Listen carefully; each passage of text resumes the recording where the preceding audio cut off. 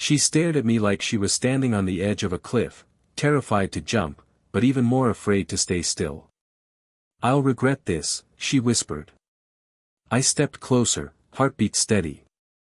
"Not half as much," I said softly, "as you'll miss it."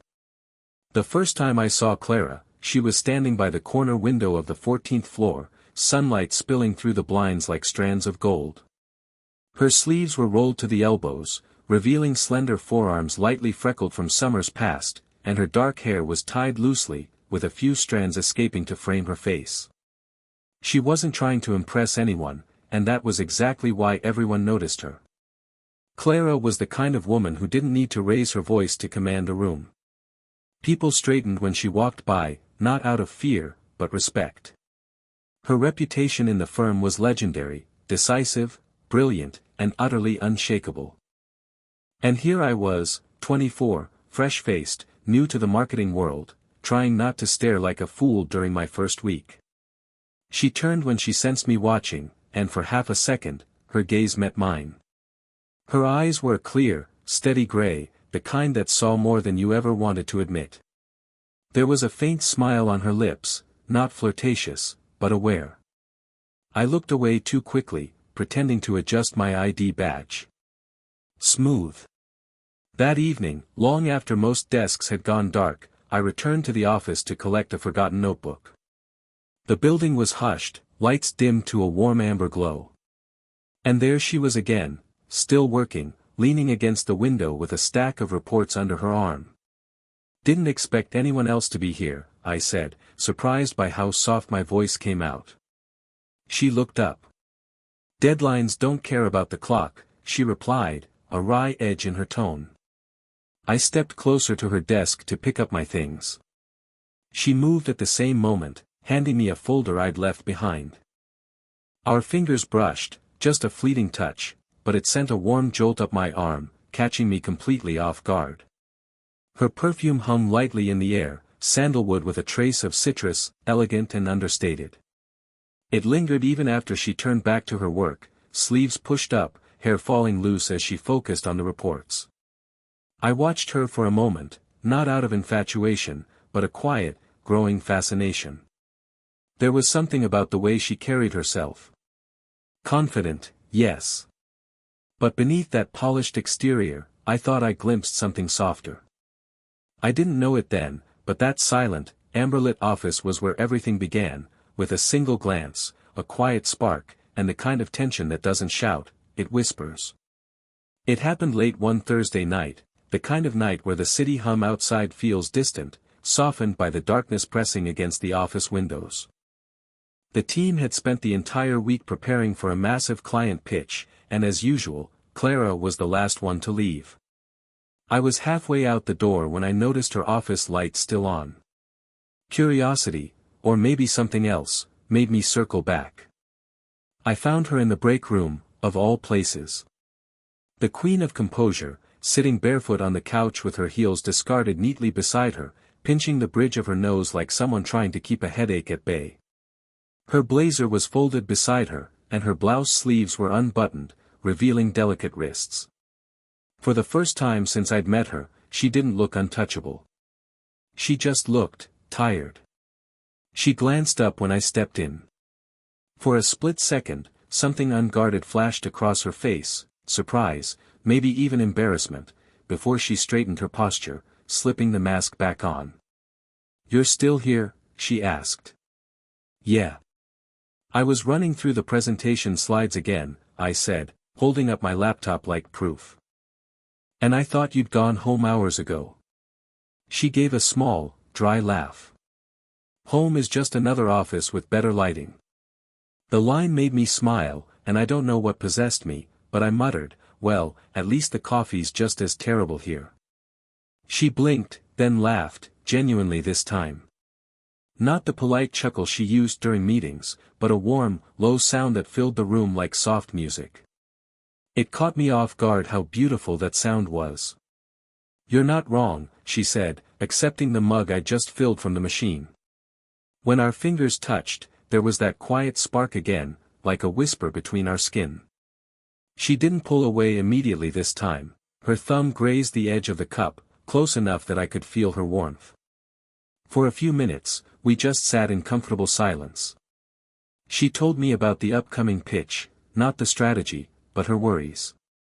Her voice softened when she admitted, "I don't like feeling replaceable. This industry doesn't exactly reward slowing down." I didn't offer clichés. I just listened. And for reasons I couldn't explain then, that seemed to matter to her. In that quiet break room, surrounded by humming vending machines and the bitter scent of coffee, the powerful, composed woman I knew allowed a crack of vulnerability to show. And once you've seen that, truly seen it, you can't ever unsee her the same way again. The day of the big presentation arrived like a held breath. The office buzzed with that sharp, nervous energy that only high-stakes moments bring.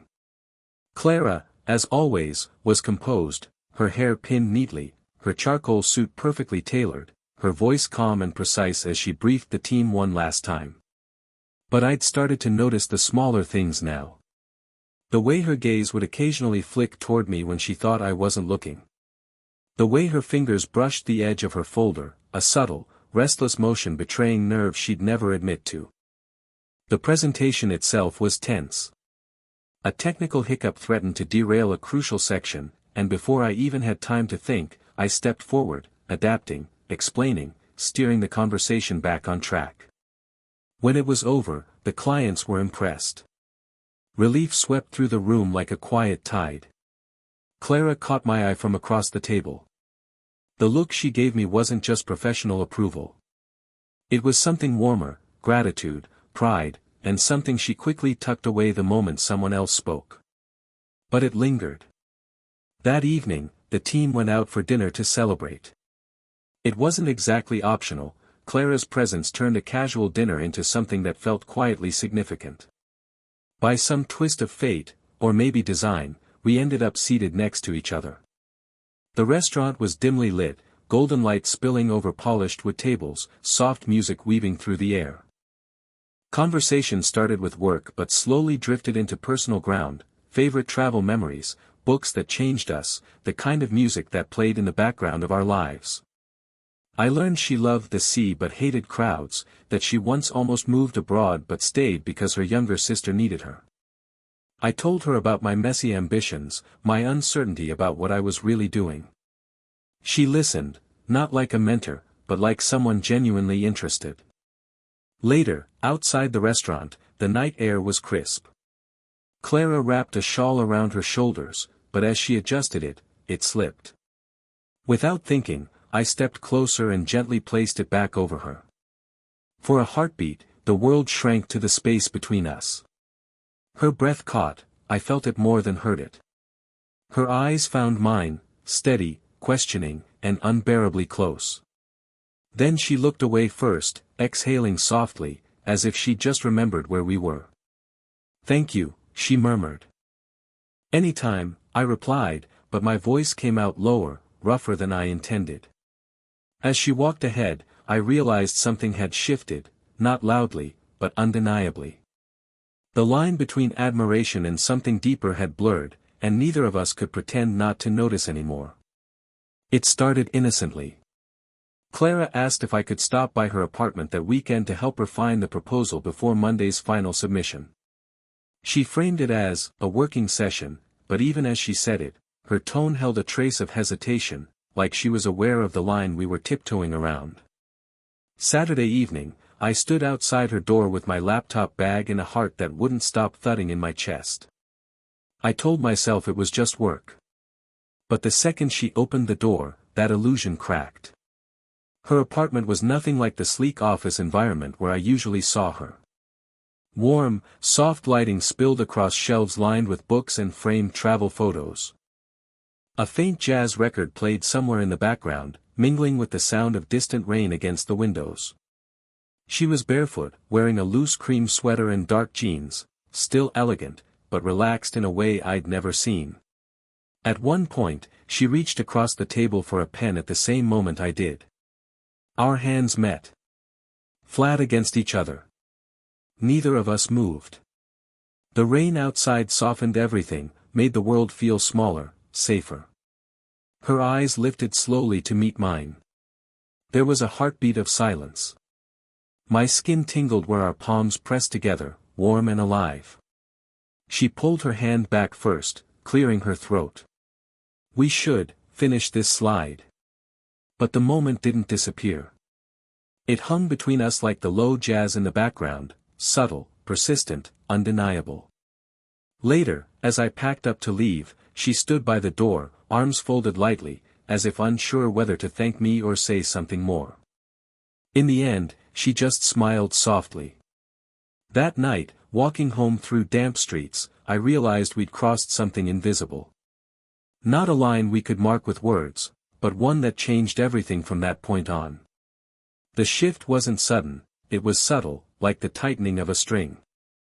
After that night at her apartment, something unspoken hovered between us. Every shared glance during meetings lingered a fraction too long. Every accidental brush of fingers carried an echo neither of us dared to name. But tension, left to grow, eventually demands release. It happened late one evening after another brutal day of client negotiations. Most of the team had already gone home. The office was dim, the city outside painted in streaks of silver from passing cars. Clara stood by the tall windows of the conference room, arms crossed tightly, gazing at the skyline. I found her there by accident. "You're still here," I said softly. She didn't turn around. "So are you." I stepped closer. The silence between us wasn't uncomfortable anymore, it was charged. I could feel it in the air, like static before a storm. Finally, she turned to face me. Her expression was carefully composed, but her eyes were tired, conflicted. "This," she said quietly, gesturing vaguely between us. "Whatever this is. It can't happen." I opened my mouth to speak, but she kept going, words tumbling faster now. "I'll regret it. You know that, don't you? I'll regret crossing that line. I've built my entire life on being in control, on not making foolish mistakes." Her voice cracked slightly on the last words. I took another step closer, close enough to see the faint tremor in her hands. "You really think this," I gestured between us, mirroring her, "is a mistake?" She inhaled sharply, holding my gaze. There was fear there, but also longing. A silent battle played out in her eyes, one she'd clearly fought long before this moment. "I don't know," she whispered. "But I'm terrified of finding out." Something in me steadied. I didn't rush, didn't try to persuade her. I simply moved closer, until the soft glow from the hallway lights traced the edges of her face. "Not half as much," I said quietly, "as you'll miss it." The words hung in the air like a spark that refuses to fade. Her breath hitched. For the first time, the mask fell completely, her eyes softened, lips parted, and in that fragile silence, every wall she'd built trembled. When I brushed my fingers lightly against her arm, she didn't flinch. Her skin warmed instantly beneath my touch, and I felt the shiver run through her. She stepped back, not out of rejection, but self-preservation. "I can't," she whispered again, but this time it sounded more like she was trying to convince herself. And then she left, heels clicking softly down the empty hall, leaving me alone with the echo of my own heartbeat. The days that followed felt heavy, like the air between us had thickened. We didn't talk about that night. We didn't have to, it was there in the way she avoided lingering in rooms I was in, and in the way my eyes kept finding her across crowded spaces as if drawn by instinct. Our conversations at work became clipped, practical, stripped of the easy warmth that had quietly grown between us. She wasn't cold, exactly, just guarded. Her smile became polite again. The invisible wall she tried to build before was now firmly in place. And yet, there were cracks. Small ones. I'd catch her watching me when she thought I wasn't looking. She'd pause mid-sentence, as if remembering something we'd shared, then quickly change the subject. It was like we were both pretending nothing had changed, while everything had. One night, the office was nearly empty. I stayed late, lost in the glow of my monitor, partly because of work, but mostly because of her. When I finally looked up, she was there, standing quietly by the doorway, one hand resting against the frame. "I didn't know anyone was still here," I said, voice softer than I intended. "I could say the same to you," she replied. She stepped inside, closing the door gently behind her. The quiet between us wasn't tense anymore. It was aching. "I owe you an explanation," she finally said. Her voice wasn't the crisp, commanding tone of a boss. It was softer. Human. That night, what I said. I wasn't fair. I turned to face her fully. She was standing in the half-light of the office, the city glow seeping through the blinds, outlining her like something both fragile and strong. She exhaled shakily. "I'm scared. Not of you," she added quickly, "but of what this could mean. The age gap, the gossip, the risk, everything. It's easier to pretend I don't feel anything." Her honesty hit me like a quiet wave. I stepped closer, slowly, giving her space to pull away if she wanted. She didn't. "Clara," I said gently, "I don't want easy. I want real. And I think, so do you." Her eyes softened. She closed the remaining distance herself this time, reaching for my hand. Her fingers slipped into mine, warm and hesitant at first, then firmer, like a decision being made. "I hate how much you see through me," she whispered, a shaky smile forming. I lifted her hand slowly, resting my forehead against hers. For a long, quiet moment, neither of us moved. The hum of the city outside, the faint buzz of the lights above, it all faded. We were no longer pretending. In the weeks that followed that night in the office, something shifted between us. Not dramatically, there was no sudden whirlwind, no grand declarations. Instead, it was subtle, like the slow thaw after a long winter. We started talking again, really talking. Morning greetings softened, evening goodbyes lingered. The warmth returned, not as an accident this time, but as a choice. She no longer avoided my gaze, instead, she met it with quiet steadiness, sometimes even a smile that reached her eyes. Clara, ever the professional, was cautious. We set boundaries.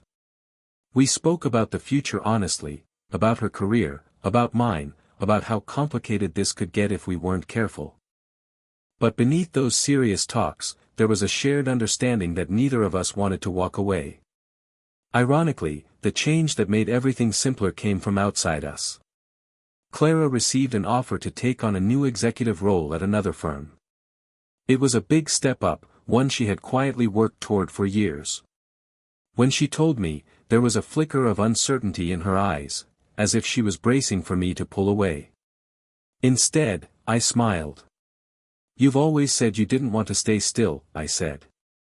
"This is exactly who you are." She studied me for a long moment, then laughed softly, shaking her head. "You make it sound so simple." "It's not," I admitted. "But it's real." Her departure meant she would no longer be my boss. It meant the unspoken rules that kept us apart would slowly dissolve. It didn't solve everything, but it gave us a chance, a real one. A few weeks later, at her farewell celebration, the office was filled with music, chatter, and clinking glasses. She gave a gracious, heartfelt speech that had half the room tearing up. I watched her from the back, my chest tightening with a mix of pride and something deeper. Later, when most of the crowd had dispersed, I found her on the balcony overlooking the city. The night air was cool, the skyline scattered with 1,000 tiny lights. She was leaning on the railing, her shawl draped over her shoulders. I stepped up beside her, and without a word, she leaned into me. My arms slipped naturally around her, drawing her closer. Her head rested against my shoulder, and I felt the slow, steady rhythm of her breathing match mine. "I'm still going to regret this," she murmured, half teasing, half serious. I smiled, turning slightly so I could look at her. "Maybe," I said softly. "But we'll miss it together." She tilted her head up, eyes warm, searching mine for a long moment before whispering, "Together sounds pretty good." And just like that, in the quiet glow of the city lights, everything finally felt steady. Not perfect, but real. If this story touched your heart, don't forget to like the video and subscribe for more slow burn age gap romances like this one. Dizzy, tell me in the comments, do you think Clara made the right choice? I'd love to hear your thoughts. And if you want more stories where love grows quietly but deeply, turn on that bell notification bell so you never miss the next one.